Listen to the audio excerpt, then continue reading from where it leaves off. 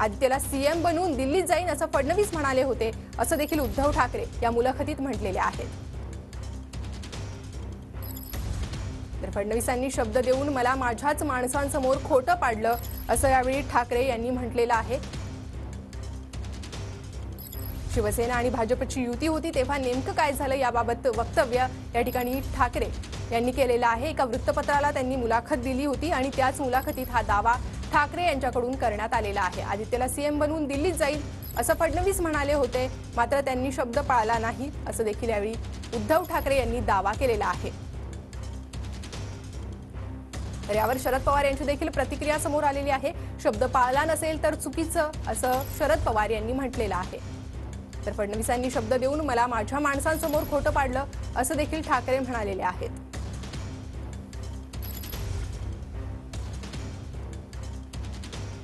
तर आदित्यला सीएम बनवून दिल्लीत जाईन असं देवेंद्र फडणवीस म्हणाले असल्याचा दावा उद्धव ठाकरे यांनी केलेला आहे। तर ठाकरेंनी एका वृत्तपत्राला दिलेल्या मुलाखतीमध्ये हा दावा केलेला आहे आणि त्यांनी असं म्हटलेलं आहे की फडणवीसांनी असं म्हटलेलं होतं की आदित्यला सीएम बनवून दिल्लीमध्ये जाईन असं फडणवीसांनी म्हटलेलं होतं। अतुल भातखळकर आमचे आपल्या सोबत आहेत, त्यांच्याकडून आपण या संदर्भातली प्रतिक्रिया जी आहे ती जाणून घेणार आहोत। अतुलजी, काय म्हणणं आहे तुमचं? ठाकरेंनी हा एक मोठा दावा केलेला आहे। उद्धव ठाकरे सातत्याने खोटं बोलतायत, ते हताश आणि भ्रमिष्ट झालेले आहेत। हेच आजच्या त्यांच्या मुलाखतीतून पुन्हा एकदा स्पष्ट झालंय। त्यांनी म्हटलंय आदित्य ठाकरेंना देवेंद्र फडणवीस ग्रूम करणार, म्हणजे तयार करणार। आता एखाद्या व्यक्तीला मुख्यमंत्री पदाकरता तयार करायचं असेल तर त्याला वर्ष 2 वर्ष तरी लागतील ना। आदित्य ठाकरेंची बौद्धिक क्षमता लक्षात घेता 1-2 वर्ष सुद्धा पुरी पडतील असं मला वाटत नाही।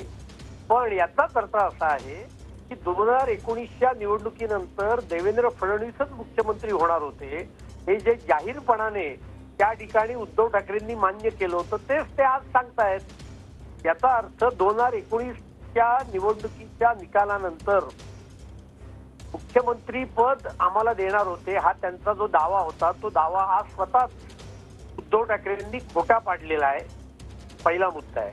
आणि दुसरा त्यांचा खोटा दावा होता, मला स्वतःला मुख्यमंत्री व्हायचं नव्हतं, मला शिवसैनिकाला मुख्यमंत्री करायचं होतं, हे सुद्धा त्यांनी खोटं पाडलेलं आहे।